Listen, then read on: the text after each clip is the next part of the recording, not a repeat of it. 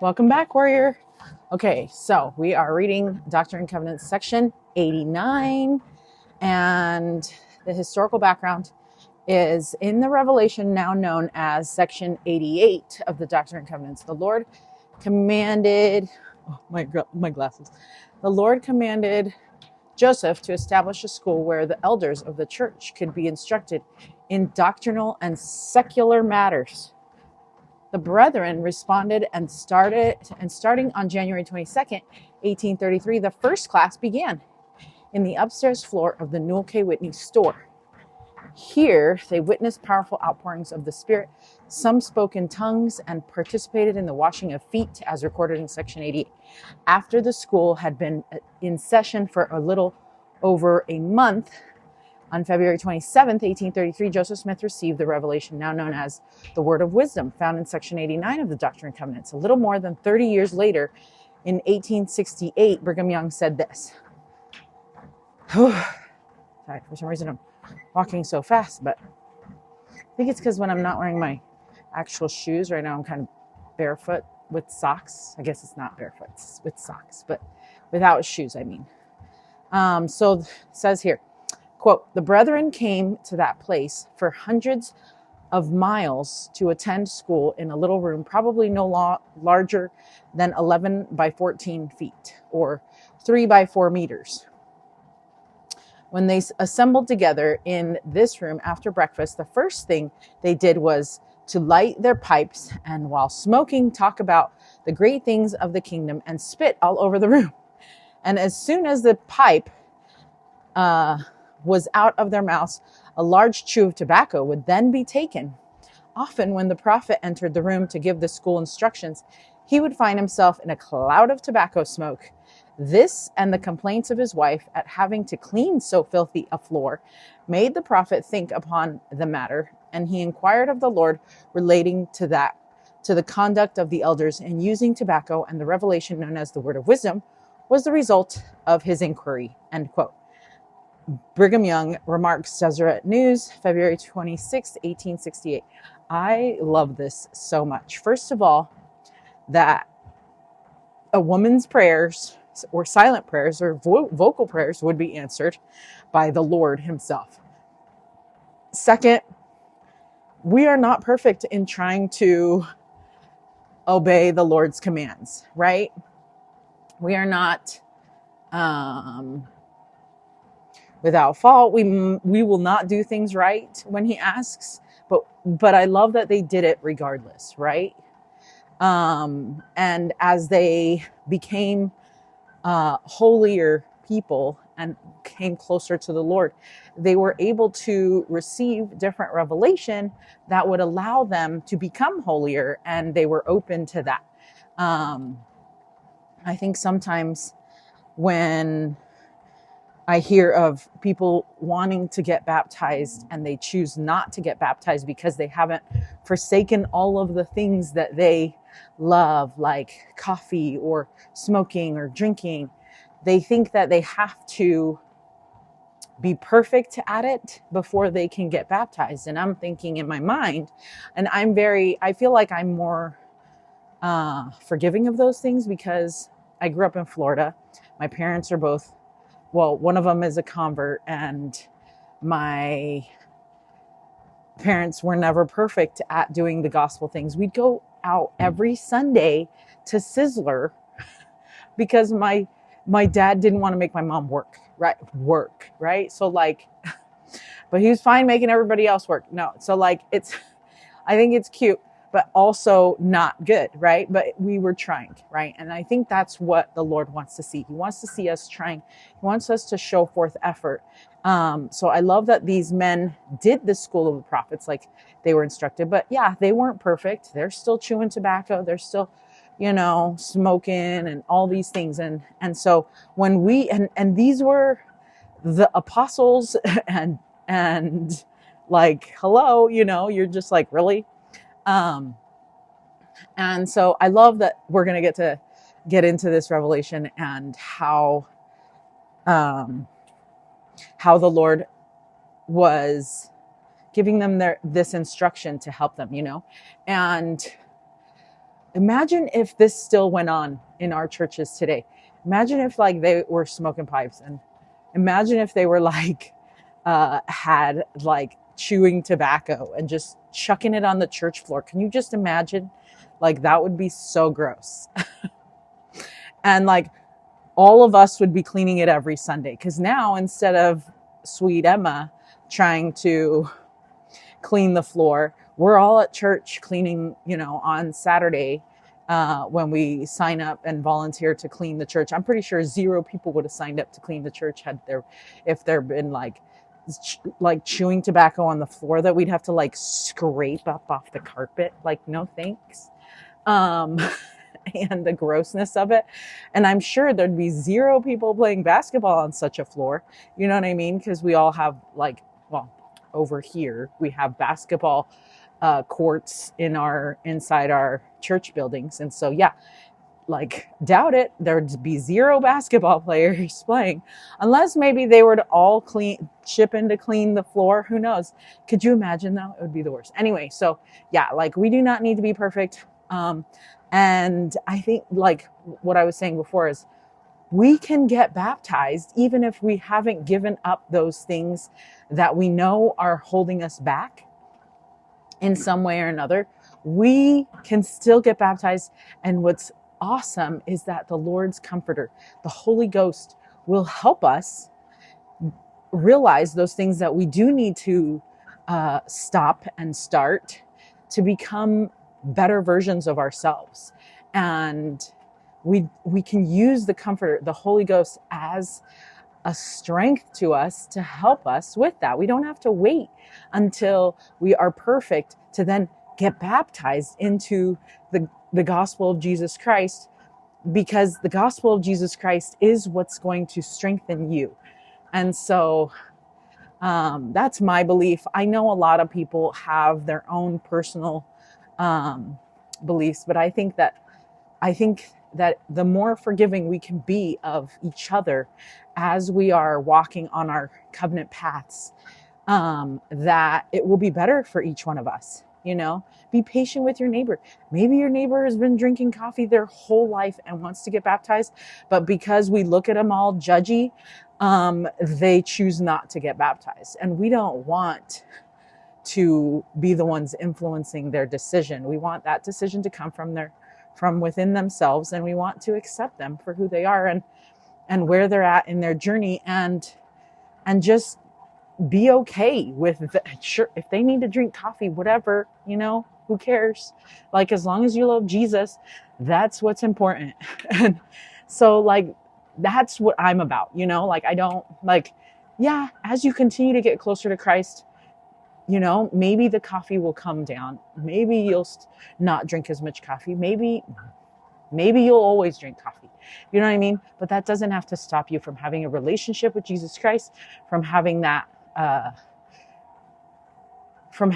covenant with him. And you might think, oh, well, you can't go to the temple and blah, blah, blah, and I'm about the person who's again, we go to the temple for strength to connect with Christ in his holy house. And while, yes, we are striving to be perfectly clean to enter his home, not one of us are. You know what I mean? Not one of us are. And so just because you don't drink coffee, just because you don't smoke, just because you don't drink alcohol, doesn't make you perfect. Doesn't make me perfect.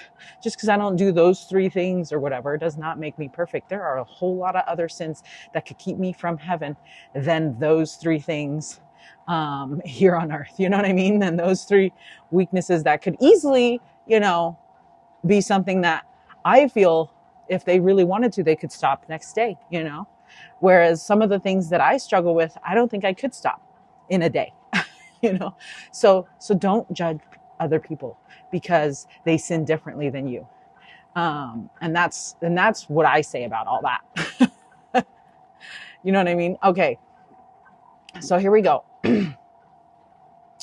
And there is a talk titled where they said that, and I loved it. So, okay. So section 89, I'm going to read the preface. Okay, revelation given through Joseph Smith, a prophet at Kirtland, Ohio, February 27, 1833. As a consequence of the early brethren using tobacco in their meetings, the prophet was led to ponder upon the matter. Consequently, he inquired of the Lord concerning it. This revelation, known as the word of wisdom, was the result. Now, remember, the Lord was going to give instruction. If he would have wanted that at the beginning, he would have said that at the beginning. But it wasn't until they asked about it that he gave the revelation. You see there? And I think that should mean something to us, that it's when we're ready, then we'll receive that personal revelation for us too. And so yeah, like, don't judge people, okay? All right, verse 1. A word of wisdom for the benefit of the council of high priests assembled in Kirtland and the church, and also the saints in Zion.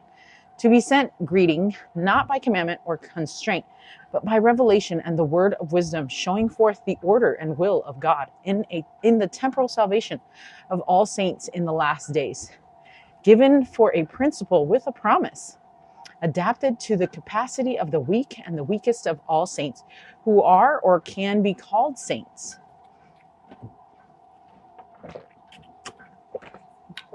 Okay, so I love that this says to be sent greeting, not by commandment or constraint, but by revelation and the word of wisdom. So, do you see how he said that? Okay. So have you ever asked a question and received an answer that went way beyond your intended question, either in content, scope, the involvement of other people, etc.? Although Joseph asked the Lord an important question, the Lord taught far more than a yes or no answer. Through his omnipotence, the Lord blessed saints in that day and for years to come. I consider it a blessing to know the word of wisdom in my life, to keep me safe and keep me healthy and keep me from falling to the temptations of the adversary in different ways, aside from the ways I already do. You know what I mean? So the Lord began by declaring that his answer was not just for the elders of the schools in the school of the prophets, but rather also for the saints in Zion. Yeah, you heard it. The Lord also, sometimes we try to be like, nah, they were just talking to those guys. No, see, we can apply it to our lives here. The Lord also explains that this revelation is not just for the strongest saints, but adapted to the capacity of the weak and the weakest of all saints, who are or can be called saints. This revelation is given to those who don't even think they can follow the revelation. It's given to the weakest among us in our weakest state. Now, why would he say the weakest? I don't think he's referring to spiritual weakness. I think he's referring, I don't think he's trying to call us like, y'all are weak. You know, I don't necessarily think he's trying to call names, but I think he's saying he's tailoring it to us who think we are weak in spirit and think we are weak in being able to overcome these addictions or these things that we love in our lives, you know, like the sweet tooth or whatever it is. Like, he's calling those things, or he's calling us out from there and being like, even though you think you might be weak, this is for you too. You can do this, you know. I think that's what he's trying to say. Because these were saints who used and were possibly addicted to some of these substances, and the Lord was giving them some grace here. However, prophets have taught this. Okay, so here's from President Joseph F. Smith. Ooh, my knee almost gave out. If the word of wisdom had been given as a commandment, it would have brought every man addicted to the use of these noxious things under condemnation. So the Lord was merciful and gave them a chance to overcome before he brought them under the law. End quote. Right? See, that's what I was saying. He's sensitive, and I think that's what he is trying to be with us. He's trying to be sensitive to us as well. So President Joseph F. Smith, October 1913 conference report. And he's patient with those who want to get baptized, who feel maybe that they haven't come around and like been able to overcome some of those tendencies, some of those weaknesses. I mean, when you come closer to Christ, you choose to shed things from yourself. And as you're choosing to shed things from yourself, like some things are easier to shed than others, right? Okay. And then President Joseph Fielding Smith also said, that quote was Joseph F. Smith, and this quote's Joseph Fielding Smith. All right. So he says, we sometimes hear it said that the Lord did not give the word of wisdom by commandment, and therefore some take advantage of a word and justify themselves in not observing this revelation. See, and that's different. When you purposely choose to not listen, that's different. But when you genuinely have a desire, that's what I'm talking about. See, and that's like where you don't know, right? But that's not our place to judge. But yeah, we're going to keep going. But let us remember that the Lord has also said that what he has here said is adapted to the capacity of the weak and the weakest of all saints who are or can be called saints. There were good reasons why it was not strictly commanded at the time the revelation was given. As already expressed, when men become sufficiently taught, they were expected to observe what is here written, end quote. It's true. When you know who you are and you are learning to come closer to Christ and you genuinely have a desire, that is when those things are going to happen. And I think that's the same reason why we don't talk about how short your skirt is. And only parents should talk to their kids about that. No, like leaders and church people, church leaders should not have to worry about addressing people's dress code. And I'm speaking from experience, because had anyone mentioned or said anything about my mini skirts coming to church, do you think I would have come back? No, certainly not. And I would have felt too embarrassed, too judged, to whatever, to come back to church. And so I'm grateful that those people did not choose to comment on the length of my skirt, but yet were willing to embrace me and allow me to come to church as I was, and then was able to get married in the temple, and I came back to church and they saw a completely different me. You know what I mean? Like, it's just one of those things that you just you just don't know about people, and you just don't want to be the person that is giving voice to Satan's lies out loud. Like, don't be the person that gives voice to what Satan is trying to what Satan's trying to tell them, right? Like, I say that to my kids sometimes. Don't be Satan's voice. Like, do not allow those things to come out of your mouth, because what happens is we are like our worst critic. You can't offend me because I have said worse things to myself. And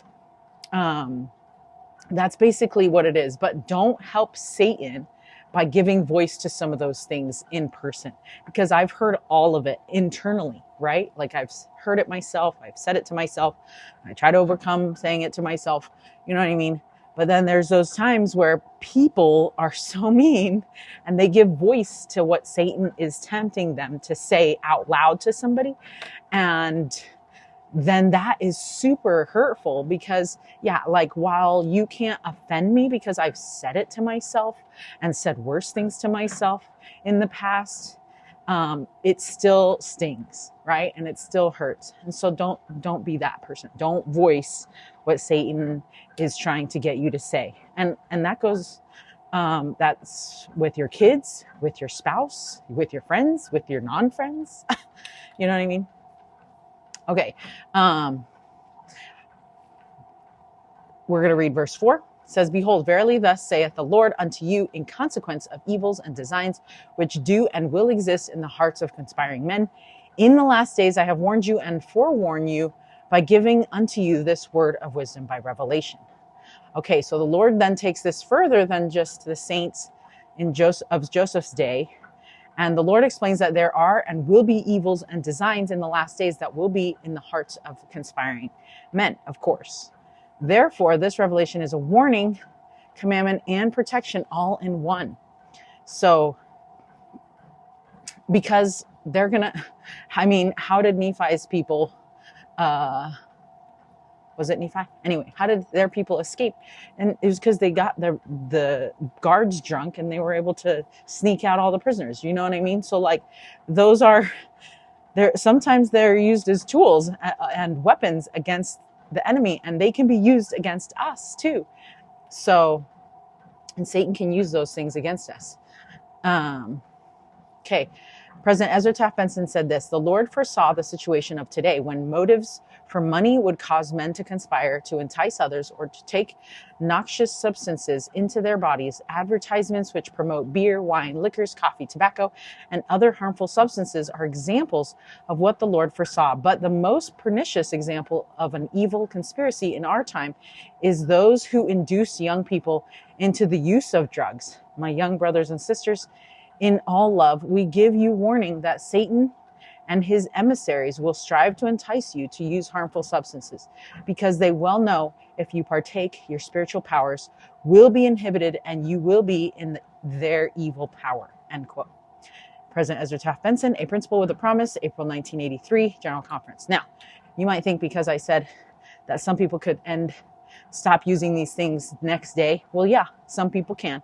And then there's other people who literally started when they were young and cannot give up drugs, cannot give up those addictions, even if they want to. I know of a person, of a good person, good friend who strove so many years to try and give it up, like 15 plus rehab centers later, and he still wasn't able to give it up. He still wasn't able to stop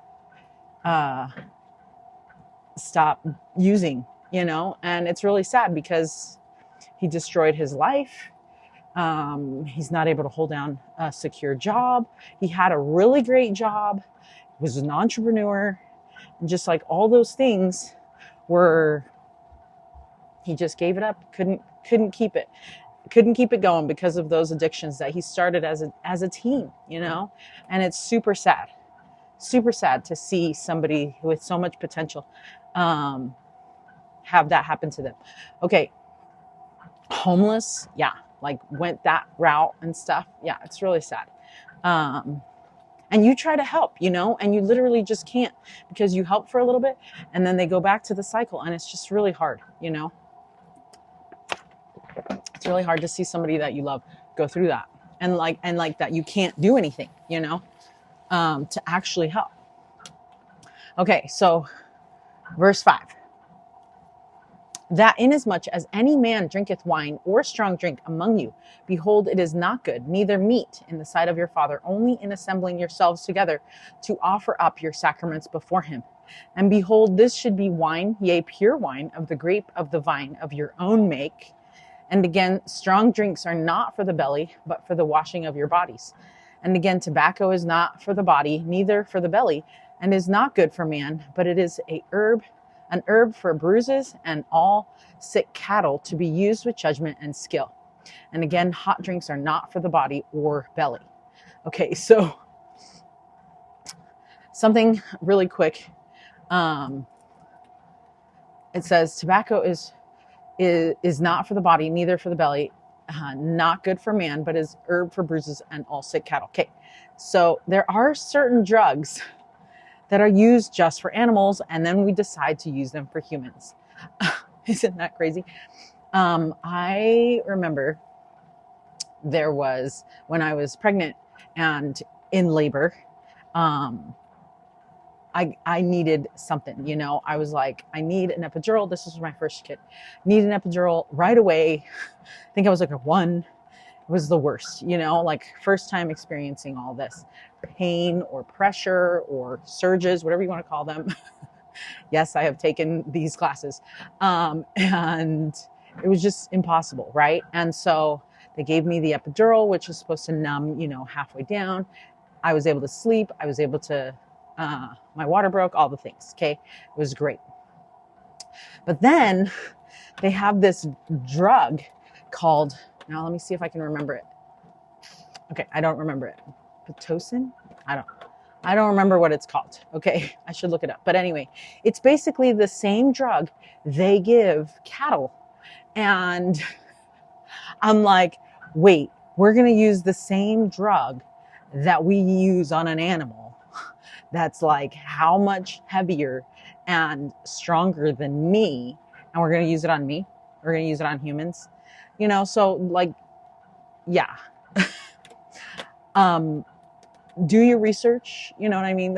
My second baby, we did not use that. And in fact, I was able to go drug free, and it was awesome. But like, took a lot of work and took a lot of mental strength and everything.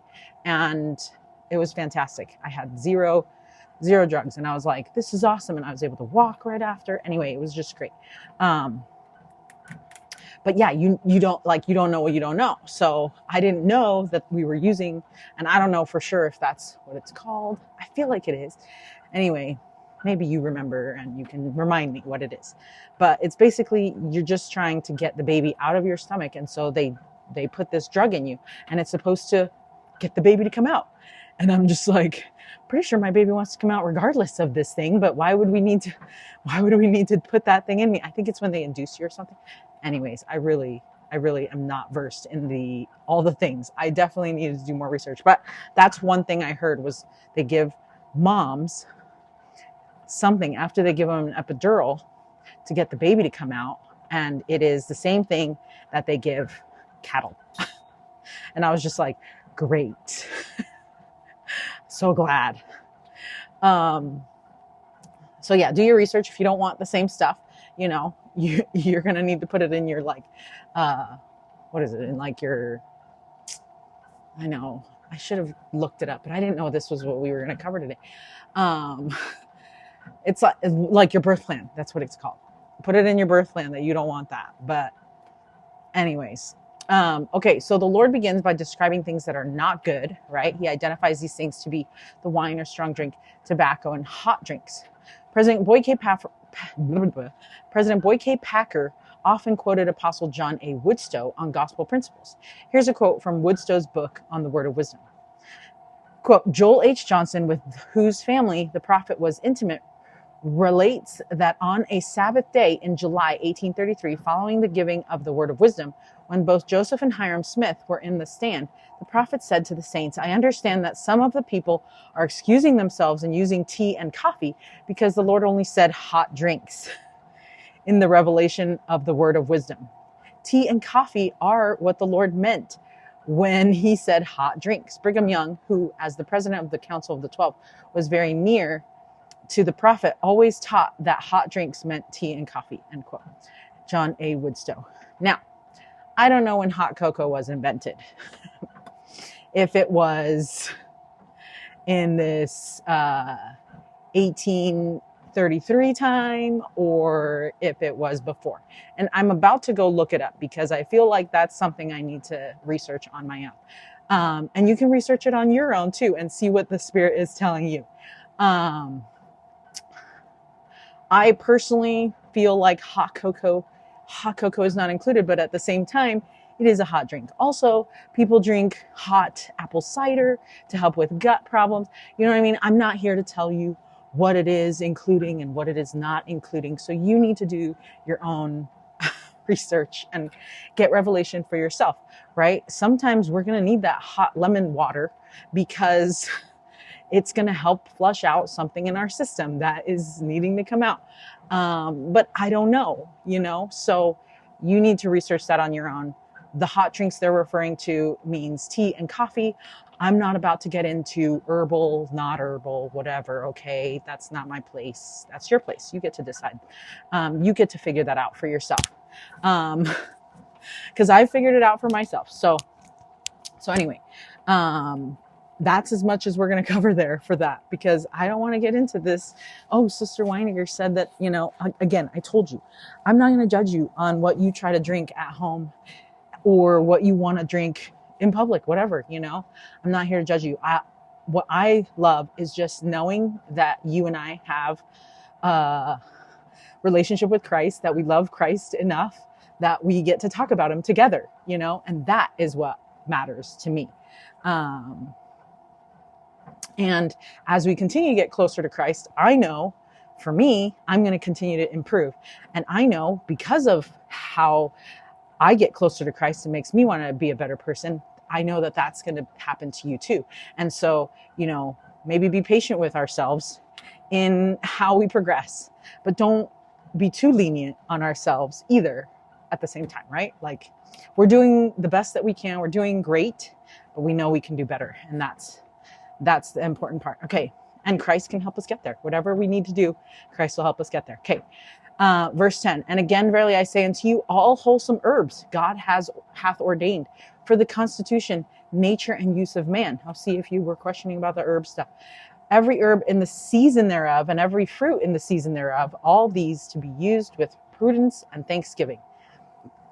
Oh yeah, because you know that there's some of those fruits that you were like, I'm not eating that, it looks rotten. But who knows, some people eat it. The other day, I literally saw someone frying up banana peels, something I've not ever considered eating, into some kind of a bacon. I'm like, what? I've like no idea. You know what I mean? So I was like, okay, people can eat stuff. It says all these to be used with prudence and thanksgiving, Yea, flesh also of beasts and of fowls of the air, I the Lord have ordained for the use of man with thanksgiving. Nevertheless, they are to be used sparingly. Okay, so, what is sparingly? Just don't abuse things, right? Okay, and it is pleasing unto me that they should not be used only in times of winter or of cold or famine. So you can use them on a semi-regular basis. Like that's what he gave them to us for, right? 14, all grain is ordained for the use of man and of beasts to be the staff of life, not only for man, but for the beasts of the field and the fowls of heaven and all wild animals that run or creep on the earth. And these hath God made for the use of man only in times of famine and excess of hunger. Okay, so beasts of the field and fowls of heaven and all wild animals, those are made for the use of man only in times of famine and excess of hunger. But I don't know, because look, it said earlier that it says flesh also of beasts and of fowls of the air he has ordained for the use of man with thanksgiving. Nevertheless, they are used sparingly. Okay, so I feel like it's contradicting. Some scriptures do that, and you just have to pray and find out for yourself what it means. Because okay, let me give you an example. Because you might be like, what do you mean? So we need to do the Lord is hastening his work, and we need to hasten our heeding to the Lord. Hasten is like go fast, quick, but then there's the time when the Lord is like, don't run faster than you have strength. And so you're like, what? Which one is it? And that's where we get to decide. We pray, figure out what season of life we're in. Are we in the hastening season, or are we in the, don't run faster? So, but like, it just means don't run faster. It doesn't mean don't run. Okay. So you see how it's kind of I don't know. I gave a talk about contradicting scriptures, and it was awesome. But yeah, it's one of those things. You just have to see which one applies to. So this could be the thing. It's like, we have beasts and they are there for you to eat sparingly, but now and then he's like, but only when it's famine. And I'm like, wait, which one was it? So, pray about it. Okay. And these, verse 16, all grain is good for the food of man, as also the fruit of the vine, that which yieldeth fruit, whether in the ground or above the ground. Nevertheless, wheat for man and corn for the ox. Oh, but I love popcorn. And oats for the horse. Ooh, but I love oatmeal too. And rye for the fowls, and for swine, and for all beasts of the field, and barley for all useful animals, and for milk drinks, as also other grain. Or mild drinks, and for mild drinks as also other grain. Okay, so I'm like, okay, so wheat for man, even though some of us are gluten-free, let's try to have gluten-free wheat, and corn for the ox. So that doesn't necessarily mean that we can't have corn. It just means like that's what you can give the ox. So you see, it's like, but every body's different. Everybody's different and every body is different, right? And so what is working for your body to help you stay healthy and help you do the Lord's work, and what is not, right? And like, that's again what you get to decide. Because I don't know exactly what he's saying here, all the things. And if we want to take things super literal, then yeah, I guess all we do is eat wheat and fruit and veggies and maybe some chicken and beef when there's a famine. But if there's a famine, would I have chicken and beef available? I think everybody at Costco would have already bought everything, and Walmart. So probably we won't have chicken or beef available when there's a famine. So I don't, it's one of those things that it's like, we're going to try. We're going to try.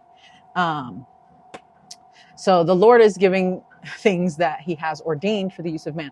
The word ordained means to appoint, to decree, to set, or to establish, from the Webster's dictionary. So the very thing the Lord mentioned is wholesome herbs. What are herbs? Many modern scholars explain that the word herb can generally mean a food that comes from a plant. Great. Then the Lord continues to teach us to eat meat. As we consider the things we should and should not partake of, also I'm not going to should myself, but I only let the Lord should me, right?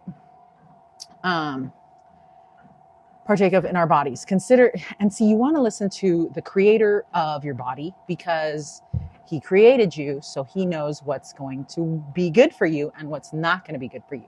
So you want to listen when that's the case, right? It's just like, when you buy a car, what do they tell you? Well, make sure you put unleaded gas in this car. Don't be trying to put diesel in your unleaded car. It's not going to work out. It's going to break down, right? So that's the whole idea. The Lord is like, I created you, so listen when I'm telling you about these things. It's a word of wisdom, right? Okay, so consider this statement by President Russell M. Nelson, how to do this, or how do his words help you to better understand the importance of the word of wisdom? Okay, here we go. The longer I live, the more knowledge I gain. That knowledge helps me to understand that the gift of our physical bodies is a transcendent miracle. A unique body is given to each of us by our loving Heavenly Father. He created it as a tabernacle for our spirits to assist each of us in our quest to fulfill the full measure of our creation. Our bodies allow each of us to experience the great plan of salvation that he has designed for all his precious children. He wants us eventually to become more like him and return to live with him.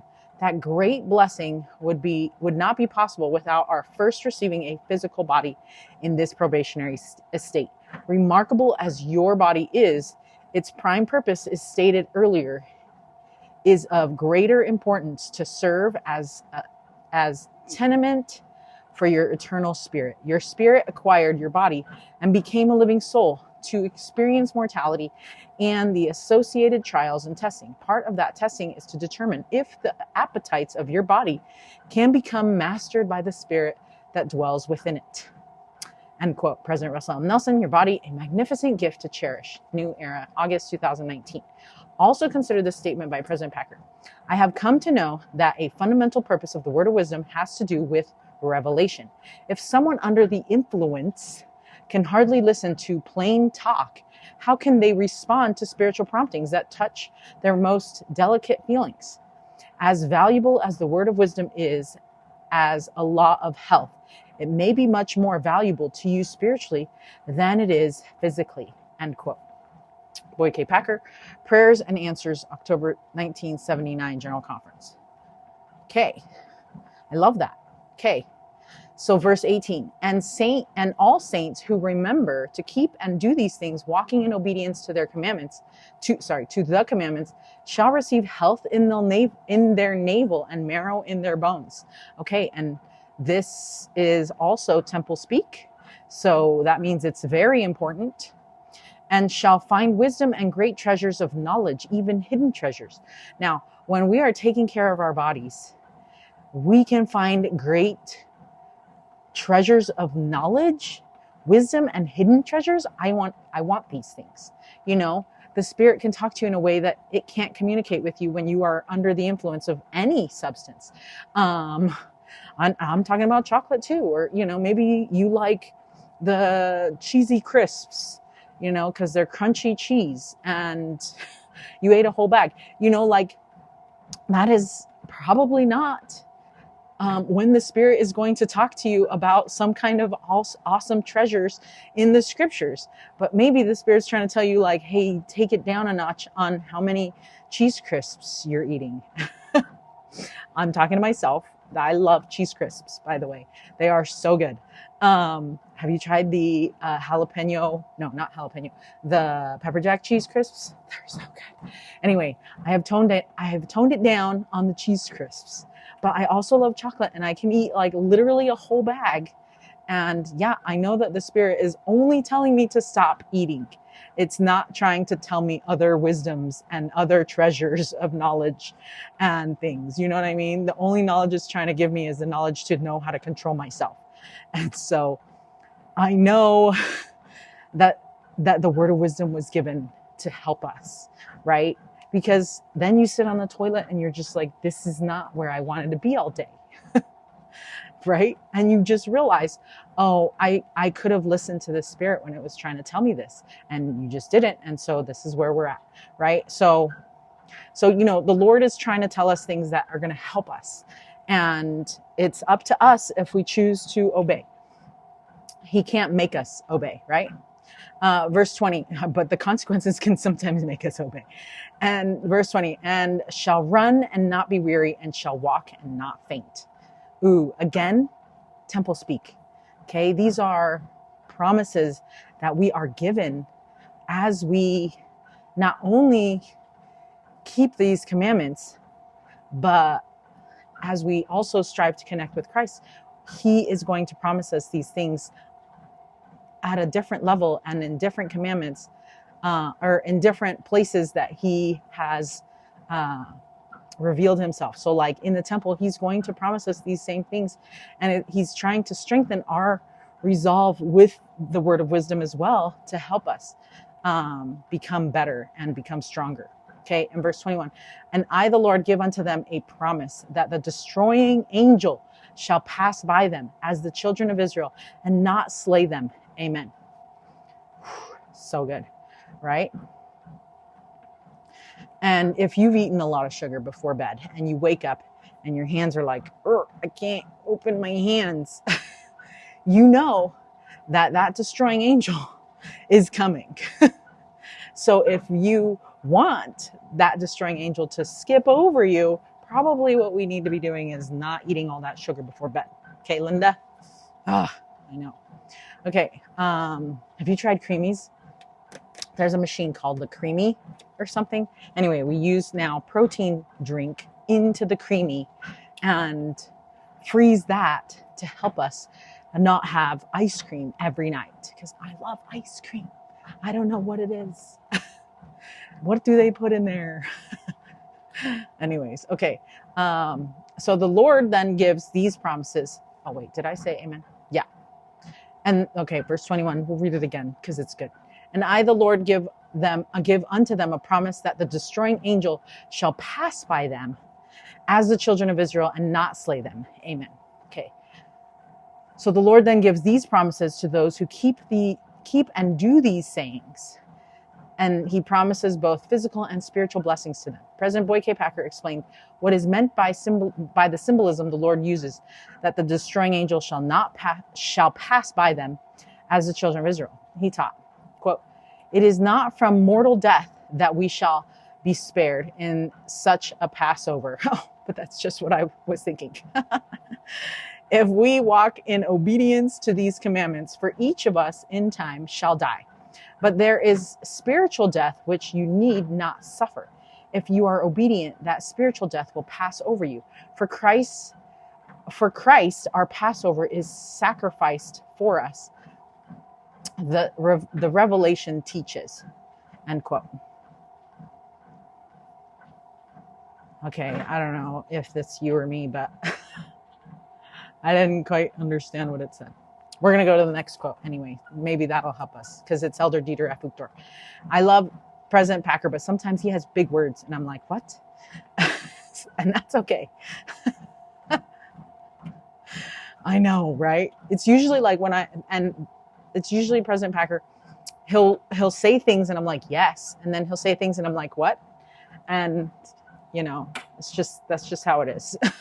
Okay, and Elder Dieter F. Uchtdorf taught what he learned about the promises in these verses. Okay, I'm going to try and pay really close attention because reading comprehension is pretty low on my scale. I never did so good on that test from high school to try and go to college test. Anyway, okay, so I remember when I was preparing to be trained as a fighter pilot. Yes, we're talking planes already. We spent a great deal of our preliminary military training in physical exercise. I'm still not exactly sure why endless running was considered such an essential preparatory part of becoming a pilot. Nevertheless, we ran and we ran and we ran some more. Okay, hold on. Okay, I had to go rescue just in case, because sometimes siblings get angry at each other or something. Anyways, where were we with the quote? Okay, continue. He was running. Nevertheless, we ran and ran and ran some more. As I was running, I began to notice something that frankly troubled me time and again. I was being passed by men who smoked, drank, and did all manner of things that were contrary to the gospel, and in particular to the word of wisdom. I remember thinking, wait a minute, aren't I supposed to be able to run and not be weary? But I was weary, and I was overtaken by people who were definitely not following the word of wisdom. See, I can relate because I think that happens to us too. When we see people on social media and we're like, look, they look awesome. They're having fun. How come? I guess I should drink that, But here we go. He says this. I confess it troubled me at the time. I asked myself, was the promise true or was it not? And then we ask ourselves the same thing. The answer didn't come immediately, he says, but eventually I learned that God's promises are not always fulfilled as quickly or in the way we might hope. They come according to his timing and in his ways. Years later, I could see clear evidence of the temporal blessings that come to those who obey the word of wisdom, in addition to the spiritual blessings that come immediately from obedience to any of God's laws. Looking back, I know for sure that the promises of the Lord, if perhaps not always swift, are always certain. End quote. And can you think of a time when you thought the same thing about what other people were doing versus what you were doing, and you were like, I'm literally trying my hardest and I don't see it? And I have been able to tell the difference. I have definitely been able to tell the difference. But only when you look back in time, right? It's not an immediate thing that you can see. So Elder Dieter F. Uchtdorf, Continue in Patience, April 2010 Journal Conference. That's a good talk. Okay, let's go read it, live it, and then we'll be good. Okay, here it is. It says, the Lord called the word of wisdom a principle with a promise. He could call all of his commandments this. That's so true. Live the principle, receive the promise. Yes, I love that actually so much. Okay, and there's another one for this chapter. And it says, ooh, I really like the colors of this last one, this one, and the colors of this one. Anyways, here we go. The Lord promises health to the navel and marrow to the bones, wisdom and hidden treasures of knowledge, the ability to run and not be weary or walk and not faint, that the destroying angel will pass you by. Ooh, excuse me. Excuse me. Okay. Which one do you need? Claim it. Ooh, I love that. And it reminds me of that other talk from Sister Linda Byrne, talking about something like to claim our blessings in the temple. Yes, and that is where we need to claim our blessings. In fact, I'm going to go to the temple on, is it Thursday? No, just kidding. I think I'm going to go on Wednesday. Tomorrow? That's tomorrow. Okay. I can't remember. Anyway, don't worry, I will get there. Because I cannot work my temple shift this week. I was like, well, I want to go to the temple. Anyway, so I'll have to go a different day. But all right, until section 90, we are blowing through the Doctrine and Covenants. Until section 90, stay strong, warrior.